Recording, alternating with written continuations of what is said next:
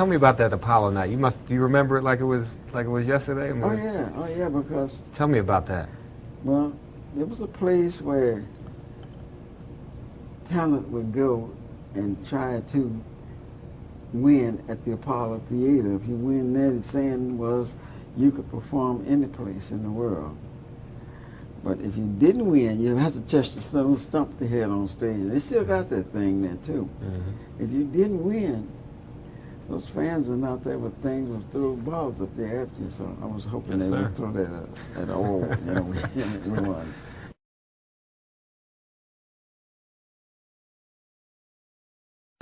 You performed for Barry, or were you asked to come back? We did a little type of audition for Barry, yes.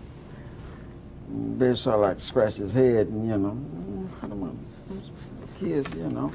But we did this little talent for him, and he told me to sign him up. Sign him up.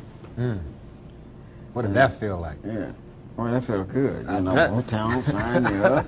Sign you up. Yeah.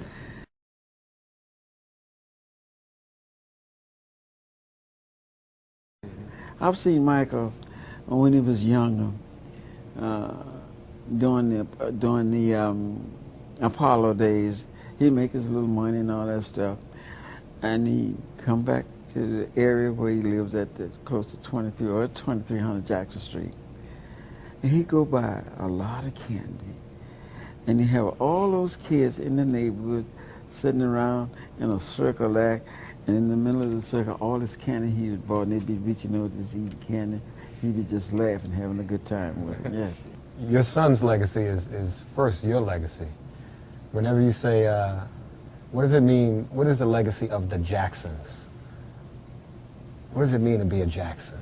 To me, to be a Jackson, it's a Jackson name, you know, because my father carried the name. You know, we was the only one who had an A model Ford way back there. And I think in 28 or something like that. Now, my father was a professor, school professor, and we was the only family that had a car, because everybody else had those horses and mules pulling wagons, and so we had a model Ford. My father did call him Professor Jackson. Mm.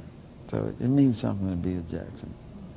During Michael's trial for the sex abuse trial, and you walking with him, outside almost every day to that courthouse, there was a real sense of pride on your face, and it was like you were protecting your son at a moment where he really needed it.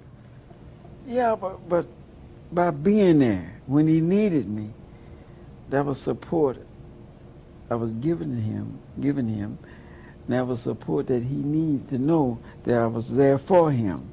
And that's what I did. I was there all those times, of course. Do you think he needed you before he passed?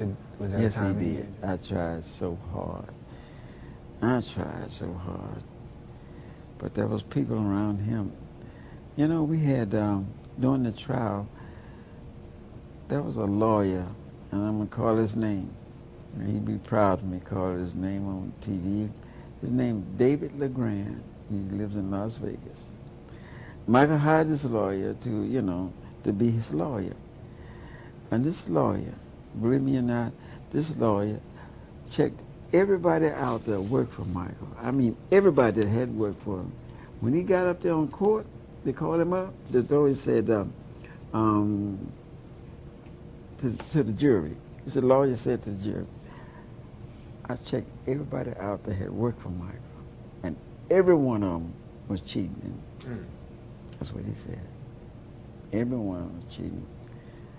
So after the jury had recessed, I called David out in the hall, and I said, David, I said, why didn't you do something about this, what you just reported? He gave me the impression that if he had tried to do something, they would do something terrible to him.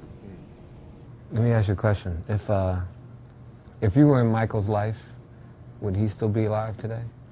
Of course. Of course. I had told some people I'm friends.